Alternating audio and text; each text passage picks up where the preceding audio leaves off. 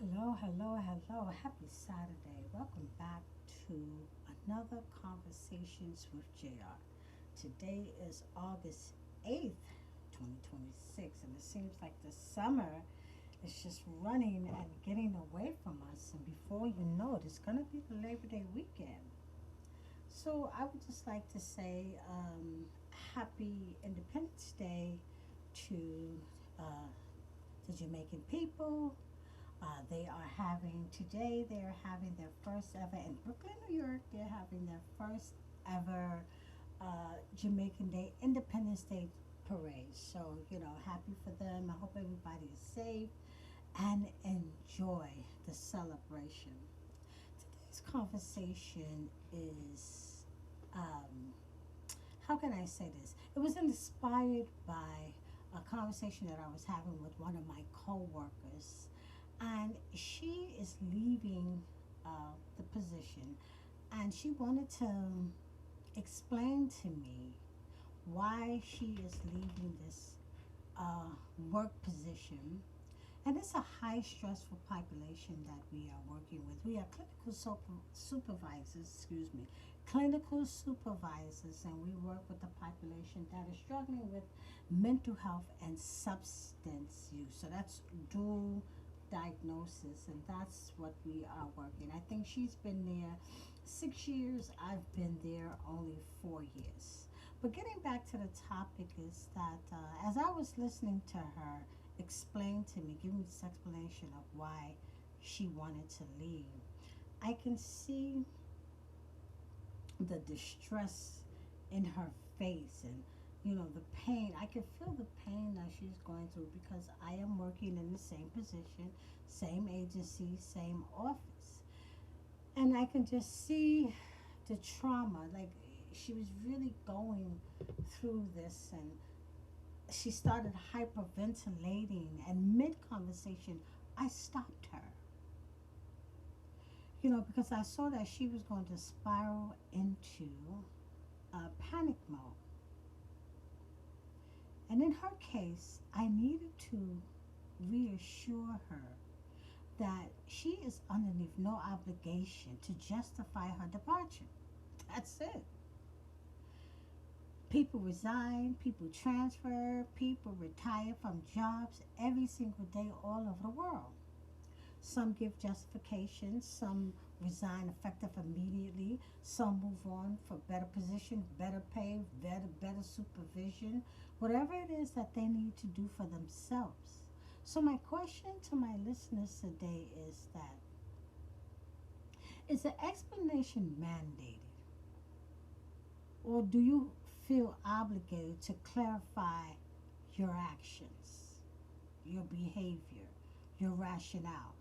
And this is not only pertaining to workplace, it's also pertaining to when you want to leave toxic friendships, toxic relationship, toxic marriages, anything that is you find that that's not benefiting your mental health, your emotional health, and your physical health. Do you owe an explanation? Now, this interaction that I had with my coworker, it got me to start reflection on why explanations are actually needed or warranted. And by definition, here, I like to go into definitions here. An explanation is a statement that makes something clear, understandable, or logical. An explanation provides the detailed reasons or causes necessary to help someone grasp why an event occurs, how a rule works, or why an object functions. And that's according to the Webster Dictionary. So I always like to clarify that, why people feel the need to explain themselves. Now, while some situations generally require clarification, society has shifted nowadays, and people feel entitled to a detailed explanation when they are simply encounter the word no, or they feel that they're being rejected, or boundaries are being drawn against inappropriate situations and behaviors. People feel offended when you don't explain yourself, and the explanation, it's not for the individual who is explaining, it's for the person who is receiving the explanation. And now in today's society, people have to really think about what it is that they're doing, because they have to be able to explain themselves. Now, I feel like all situations don't warrant an explanation. And are people really entitled to an explanation? People say that you can say no without explanation. But is that really true? Because people stand there, when you say no, they're waiting for what? They're waiting for an explanation. They're waiting for details. They're waiting for, why are you saying no?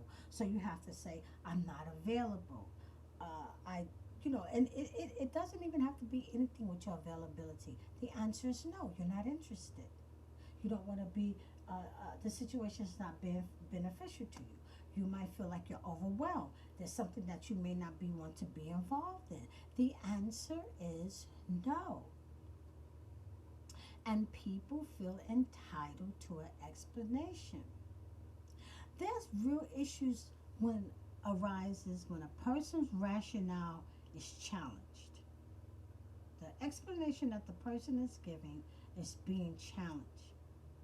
Now, this is the exact moment that the speaker, the person who is giving the explanation, they lose control of their boundaries. They lose control of their rationale, because the conversation quickly dissolves into an interrogation by the other person, which can lead to a heated disagreement, heated argument.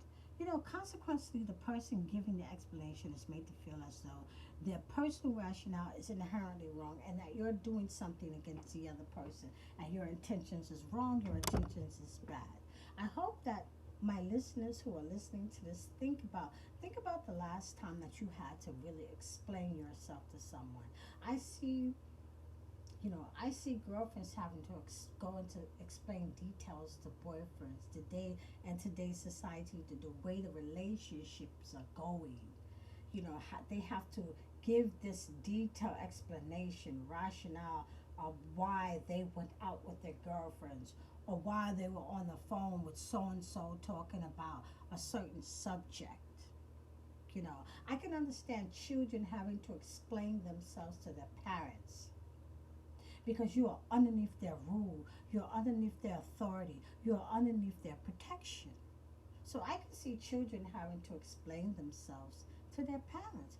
I can see parents explaining certain situations to their children, because they want clarity. They want children to understand why I am saying no. I want you to understand why I think this is not good for you, from a parent perspective, whose job is to love and to care and to nurture and to protect. So, like I said, there are certain situations where details need to be explained, rationale need to be explained. But when I think about the conversation that I was having with my coworker, I mean, this girl was in full panic mode. She was looking like she was hyperventilating. We're all stressed out, we're short staffed, things are happening day by day by day. And we understand, we don't blame each other for the reason why they should, you should leave. But I had to make her understand that when you make a decision like that, it is personal. It is, some people make decisions based on, it is very, very personal to them. And it has nothing to do with the other parties involved. But the other parties involved, they become offended. They feel like you are rejecting them, that you're being disrespectful, you're not being grateful. They have a whole laundry list of, they're looking at you like, I don't even know how to explain it. Because this is, most people might think, and they hear this, that this is not a serious situation. It is a serious situation. Look what happens in the dating world when young ladies tell young men, no. No, I will not go back with you to your apartment after the first, second, or third date. I don't feel comfortable. He wants an explanation. His rationale is, we've been on 3 dates. I've spent money on you. Why can't we go back to my place and relax? Why can't we go back to my place and clap cheeks? And if the young lady says, and when the young lady says, not even if, when the young lady says, I don't feel comfortable with that, I don't know you that well, it's not so much as that she does not feel comfortable with going back to his apartment. Stuff out here is getting dangerous.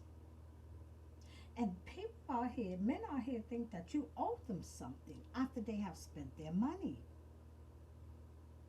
And so there is a line there that the young lady is trying to draw. This man is not hearing this. You owe him something. You owe him a better explanation. He feels rejected. He's going to get angry. And sometimes these young ladies feel like they're putting themselves in dangerous situations. Come on, you hear it and you see it every day. It happens every single day. And I'm not only, and the situation could be vice versa, because I know that there is some vicious women out there who date men for a specific reason. And it's not to end up in holy matrimony and to death do ye part. It's not that. They have a scheme. They have things going on. And when a man said that he doesn't want to participate in that situation because the behavior or the situation makes him uncomfortable, then she wants an explanation. She wants a detailed explanation. So we need to think about mandating people to give us explanation, obligations for clarity. But it only, to me, it's only deemed in certain situations. For example, myself, I don't date. Too dangerous and too scary for me. I stopped inviting men to my house years ago. I haven't been on a date in about 8 years or so. And I'm not ashamed to say that. It's by choice. There's a lot of reasons behind that. I don't invite men to my house because they feel that the reason why they're reading my mind and the reason why I'm inviting them over is because I want them to sleep over. I want to clap cheeks. No, I want none of that. I want company. And I make my intentions up front. And when I used to invite them over, I didn't even let them come late. And they were angry because I didn't let them come in late. Like on the weekend, if you can't get to my house by 7 or 8, because you got to leave by 11:30, that's it, I'm sorry. They start sitting there talking about they sleepy and this and that. But they want a full-blown explanation of why I should let them sleep in my house. I don't want you sleeping in my house. I don't want you sleeping in my bed. That's not what this meeting was about. It was about for us to come in and sit down and maybe have dinner, watch a movie, talk, enjoy, and you go your way. So I don't want to put myself in that situation anymore, to have to explain to a grown man who should be able to get up and know when it's time to leave and not have me show you the door. So I don't put myself in that situation. Because then I lose control, and then it becomes an interrogation. It becomes a heated disagreement, a heated argument. No matter the reason for saying no or rejecting an uncomfortable situation, no one should be placed in a metaphorical witness stand to defend their feelings or their decision. Why must I defend myself or the decision that I am making? It becomes tiring. So there are millions of people out here that actively fear saying no, simply because they dread the exhausting interrogation that follows. People always want to know why. Or the answer, the details that you give them and the explanation that you give them, they tell you that, no, you got to come better than that. What do you mean? What do you mean come better than that? This is how I feel. This is how I don't feel. This is what I want. This is what I don't want. But then they want you to go into more detail.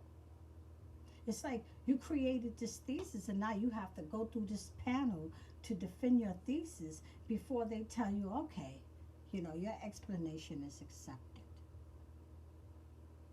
This is really, I see it, and I'm going to keep investigating this, and I'm going to keep watching out and looking out, and I'm going to look at my own behavior and other people's behaviors as to why we are mandated to give an explanation. There are certain professional or structural situations that warrant an explanation. It is. There's certain situations that warrant clarity, structure, step by step instructions, step by step details, so that what is being carried out can be carried out and be successful and completed. But when it comes to your personal boundaries and your peace of mind, I don't think that there should be an explanation. I really don't think it should be an explanation. I too, I'm leaving this job.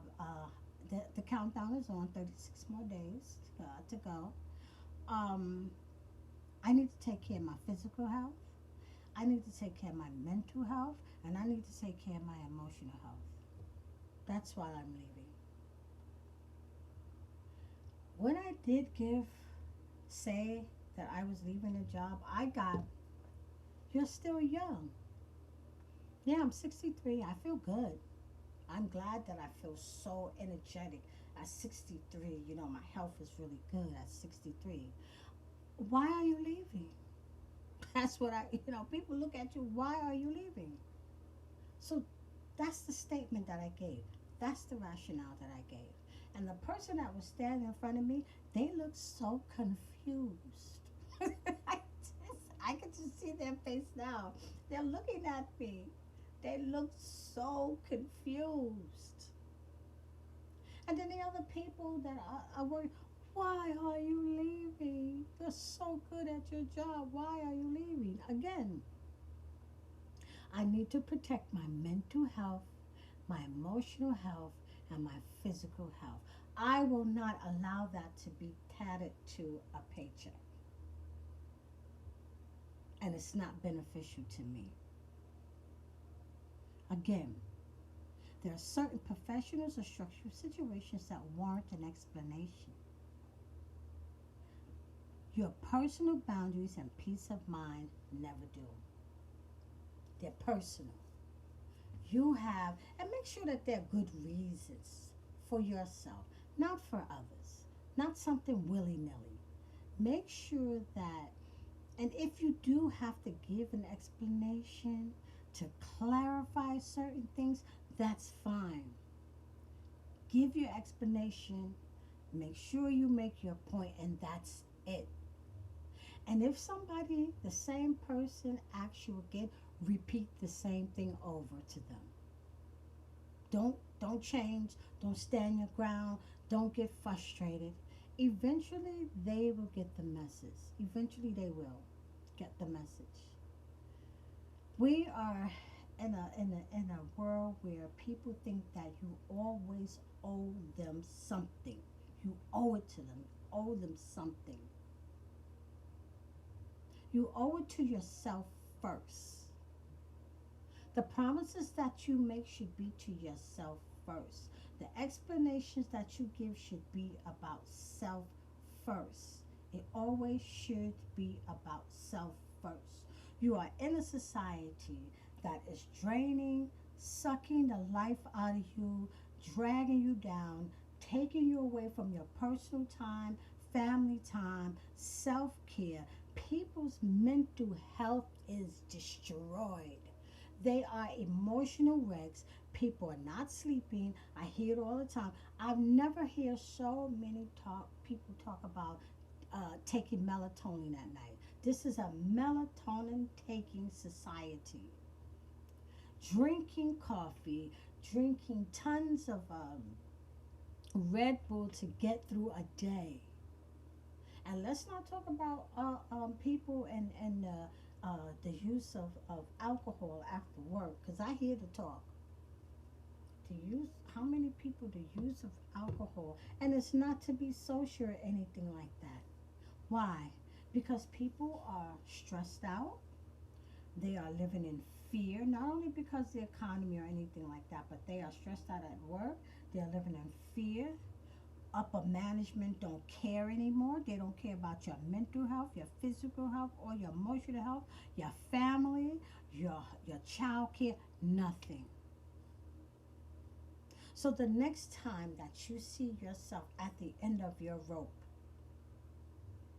and you held on to that knot for so long that your hands have become numb and you don't feel like you can hold on to the end of that rope with that knot anymore, and you want to release yourself, you want to free yourself, you want to reset, you want to recharge yourself, reinvent your life, try something new. You do not owe anyone an explanation. You are not obligated. State your case and keep it moving.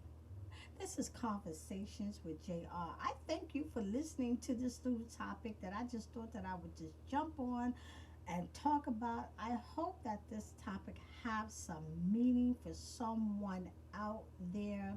Listen, click on my YouTube channel, subscribe to my YouTube channel, like, share, have some good conversations. You know what we say at Conversations with JR.